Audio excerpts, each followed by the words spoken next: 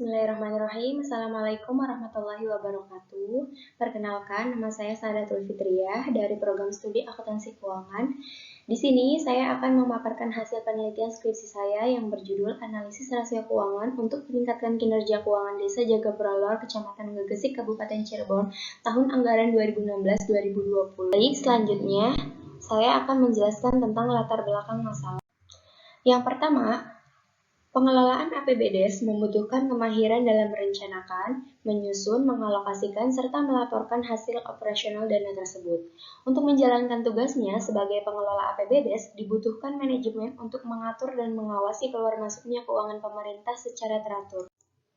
Sesuai dengan Peraturan Menteri Dalam Negeri Nomor 20 Tahun 2018 tentang Asas Pengelolaan Keuangan Desa Pasal 2 Ayat 1 yang berbunyi, keuangan desa dikelola berdasarkan asas-asas transparan, akuntabel, partisipatif, serta dilakukan dengan tertib dan disiplin anggaran.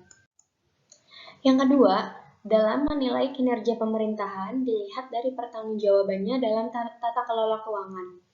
Pemerintah desa berperan penting dalam pertanggungjawaban manajemen keuangan desa menjadi efektif, efisien, dan mencapai target yang telah direncanakan. Dalam mewujudkan pertanggungjawaban kinerja pemerintah, salah satunya dengan pengukuran kinerja laporan keuangan pemerintah sebagai alat penilai apakah laporan keuangan baik atau buruk. Yang ketiga, dalam pengelolaan keuangan pemerintah desa Jagapura Lor yang semakin maju, perlu dilakukan evaluasi melalui analisis kinerja.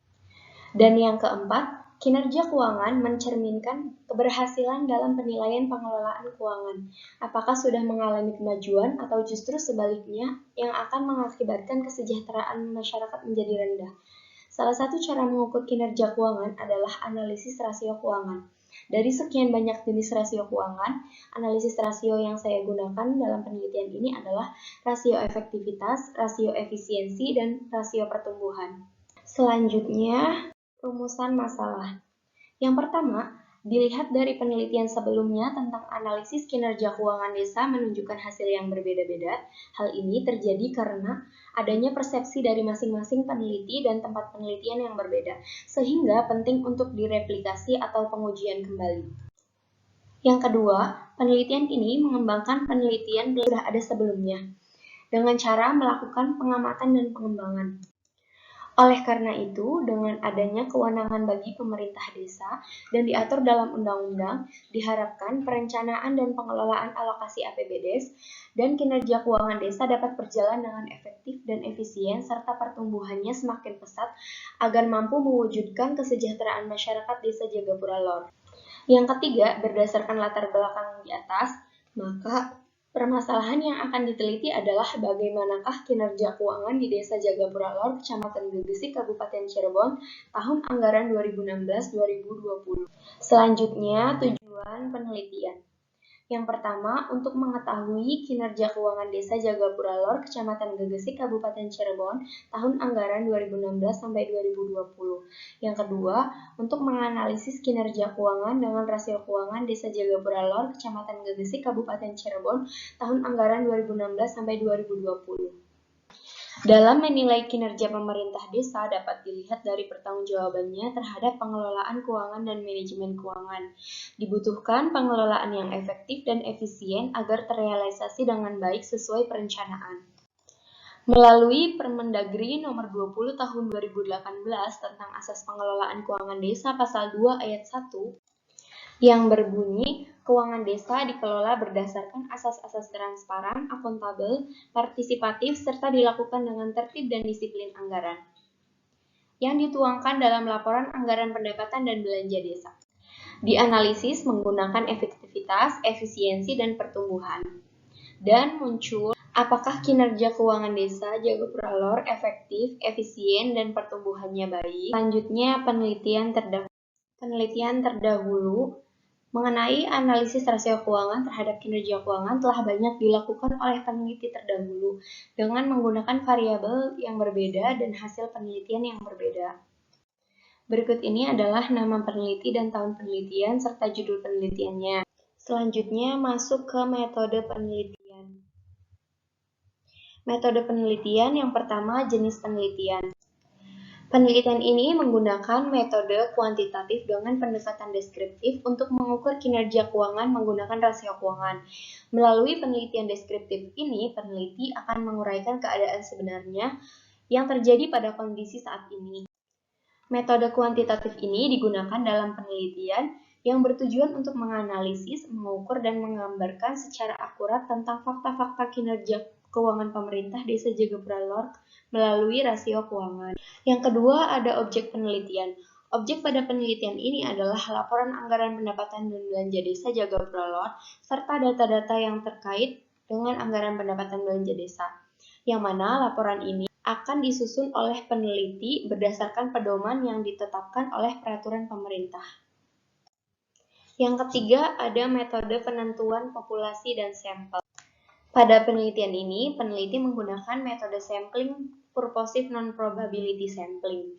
Metode ini dipilih karena peneliti telah mengetahui tujuan dari penelitian yang dilakukan, sehingga peneliti telah menentukan sendiri responden yang akan dijadikan sumber dalam memperoleh data dan informasi yang dibutuhkan dalam penelitiannya.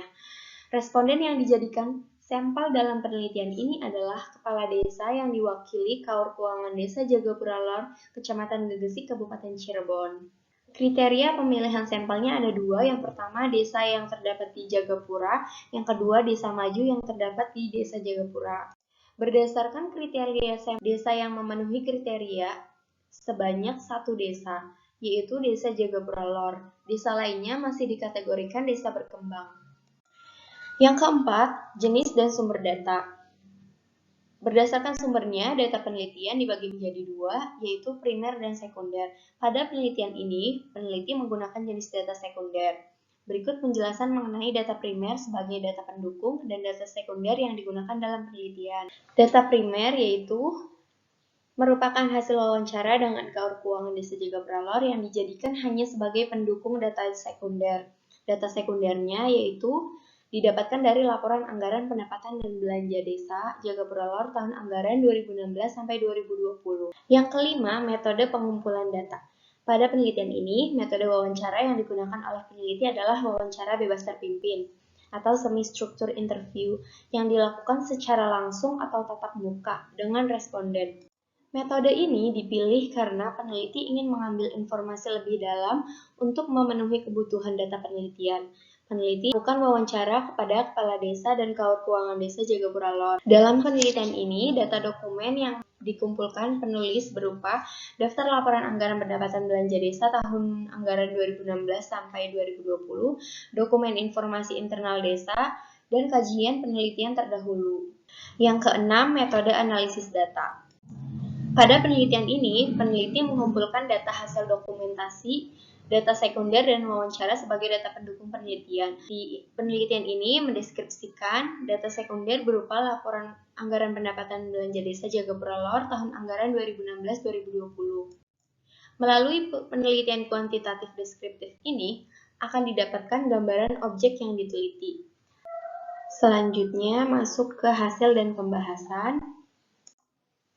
Rasio efektivitas. Menurut Mahmudi tahun 2016, rasio efektivitas menunjukkan kemampuan pemerintah dalam mengorganisasikan penerimaan pendapatan sesuai dengan yang ditargetkan.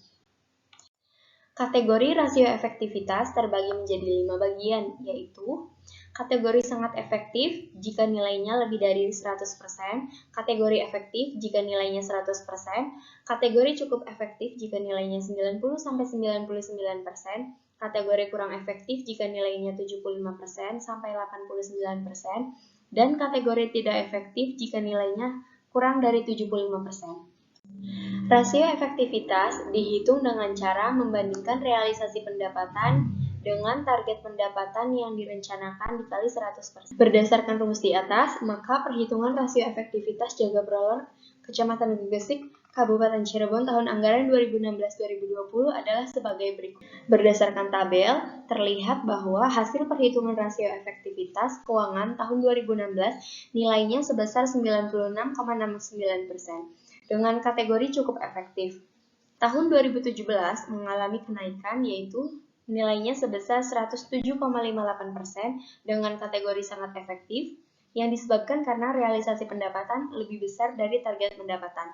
Tambahan realisasi pendapatan tersebut berasal dari bantuan transfer kabupaten yang meningkat karena adanya pilwu atau pemilihan kepala desa. Tahun 2018 mengalami penurunan, yaitu nilainya sebesar 98,12% dengan kategori cukup efektif, yang disebabkan karena realisasi pendapatan lebih kecil dibandingkan target pendapatan. Tahun 2019 mengalami penurunan yang sangat signifikan, yaitu nilainya sebesar 12,07% dengan kategori tidak efektif, yang disebabkan oleh realisasi pendapatan lebih kecil dari target pendapatan yang telah ditetapkan. Tahun 2020 juga mengalami penurunan yang nilainya sebesar 8,56% dengan kategori tidak efektif, yang disebabkan oleh realisasi pendapatan jauh lebih kecil dari target pendapatan yang direncanakan. Selanjutnya, rasio efisiensi. Menurut Mahmudi, rasio efisiensi semakin kecil nilainya, maka kinerja pemerintah dinilai semakin baik dalam melakukan pemungutan pendapatan. Rasio efisiensi dihitung dengan cara membandingkan biaya yang dikeluarkan untuk memperoleh pendapatan dengan realisasi penerimaan pendapatan. Kategori rasio efisiensi dibagi menjadi 5 bagian, yaitu kategori sangat efisien jika nilainya kurang dari 5%, kategori efisien jika nilai 5-10%, kategori cukup efisien jika nilainya 11-20%, kategori kurang efisien jika nilainya 21-30%, kategori tidak efisien jika nilainya lebih dari 30%. Rasio efisiensi dapat dihitung dengan rumus realisasi belanja dibagi realisasi pendapatan dikali 100%. Berdasarkan rumus di atas, maka perhitungan rasio efisiensi Desa Jagapura Lor, Kecamatan Gagasi, Kabupaten Cirebon adalah sebagai berikut. Berdasarkan tabel, diketahui bahwa perhitungan rasio efisiensi keuangan pada tahun 2016, nilai rasio efisiensinya sebesar 100% dengan kategori tidak efisien. Hal ini disebabkan karena total realisasi belanja sama dengan realisasi pendapatannya. Tahun 2017, nilai rasio efisiensinya meningkat yaitu sebesar 100,19% dengan kategori tidak efisien. Hal ini disebabkan karena realisasi belanja lebih besar dari realisasi pendapatan yang diperoleh. Tahun 2018, nilai rasio efisiensinya sebesar 100% dengan kategori tidak efisien. Hal ini terjadi karena total realisasi belanja sama dengan realisasi pendapatannya. Tahun 2019, nilai rasio efisiensinya sebesar 100% dengan kategori tidak efisien. Hal ini disebabkan karena total realisasi belanja sama dengan realisasi pendapatannya. Tahun 2020, nilai rasio efisiensinya kembali meningkat yaitu sebesar 100,09% dengan kategori tidak efisien. Hal ini terjadi karena total realisasi belanja lebih besar dibandingkan dengan realisasi pendapatannya. Selanjutnya, rasio pertumbuhan. Rasio pertumbuhan menurut Mahmudi 2016, rasio pertumbuhan yaitu untuk mengukur seberapa besar kemampuan pemerintah daerah dalam mempertahankan dan meningkatkan keberhasilan yang telah dicapai dari periode ke periode selanjutnya. Rasio pertumbuhan bermanfaat dalam mengetahui apakah pemerintah daerah dalam periode tahun anggaran atau selama beberapa periode anggaran, kinerja keuangannya apakah mengalami pertumbuhan yang positif atau negatif.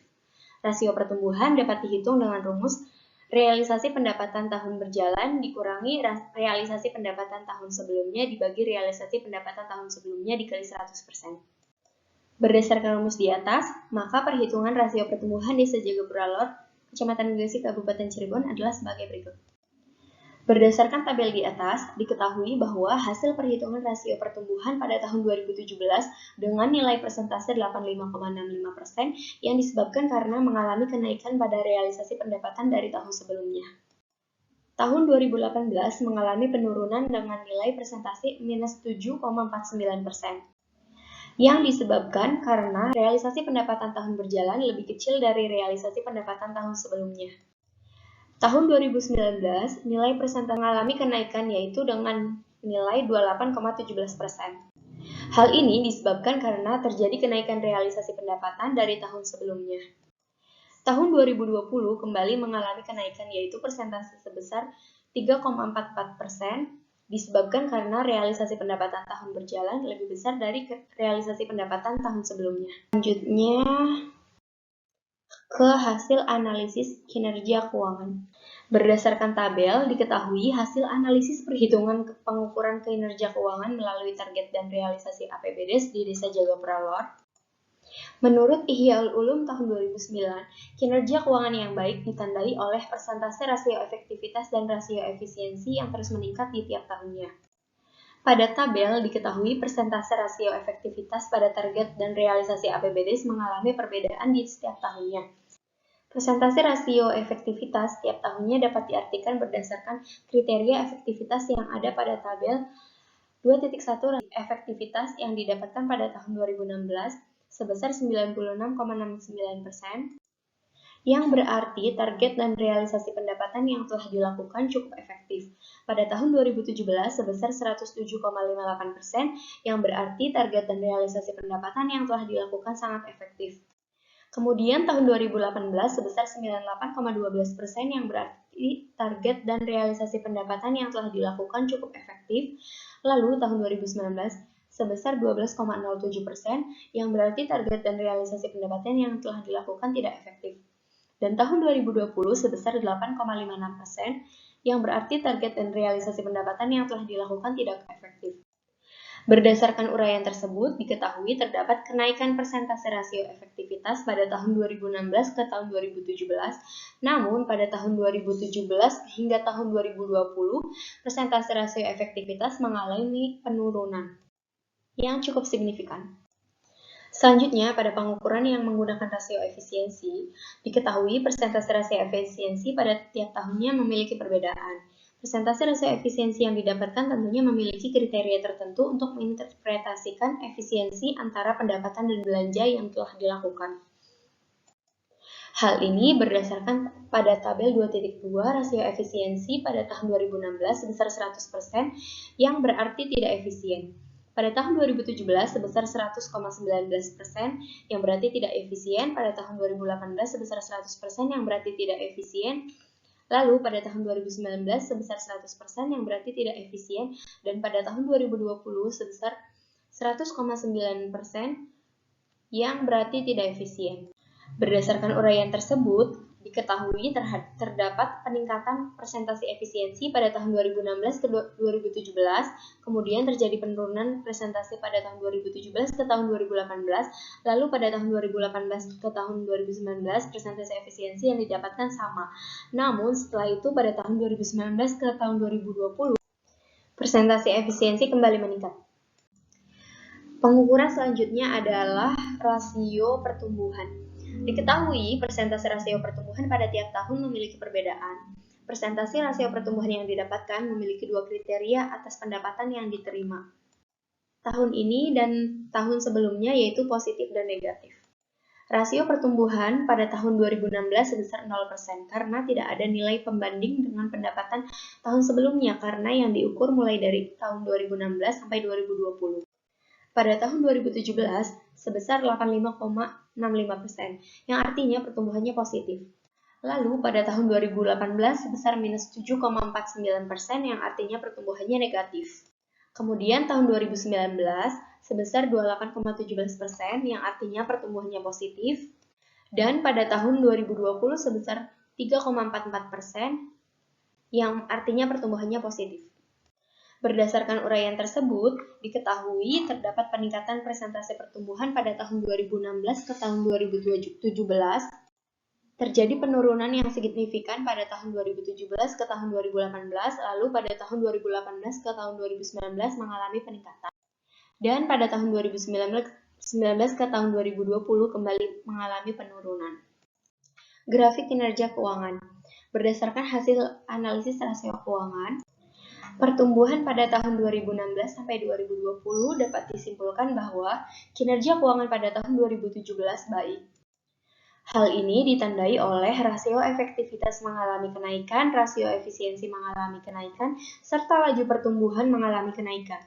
Namun, pada tahun 2018, tahun 2019, dan tahun 2020, kinerja keuangan dinilai tidak baik. Hal ini ditandai oleh rasio efektivitas yang mengalami penurunan, rasio efisiensi yang mengalami penurunan, dan rasio pertumbuhan yang mengalami penurunan yang cenderung negatif. Kesimpulan tersebut didasari oleh pernyataan menurut Ihya Ulum tahun 2009 yang menyatakan kinerja keuangan yang baik ditandai oleh efektivitas dan efisiensi yang meningkat. Kesimpulan dari penjelasan di atas bahwa kinerja keuangan Desa Jagapura Lor, Kecamatan Gegesik, Kabupaten Cirebon, jika dilihat dengan analisis rasio efektivitasnya dikatakan tidak efektif. Terlihat dari presentasi efektivitas dari tahun ke tahun menurun, yang disebabkan oleh realisasi pendapatan lebih kecil dari target pendapatan yang diperoleh setiap tahunnya. Hal tersebut menunjukkan bahwa kinerja keuangan pemerintah tidak efektif dalam pengelolaan anggaran pendapatan belanja desa yang telah disusun dan direncanakan. Yang kedua, kinerja keuangan Desa Jagapura Lor, jika dilihat dengan analisis rasio efisiensinya, dikatakan tidak efisien. Karena presentasi rata-rata tiap tahunnya masih di atas 100%. Hal ini disebabkan oleh realisasi belanja yang dikeluarkan dan realisasi pendapatan yang diterima setiap tahunnya, nilainya masih sama.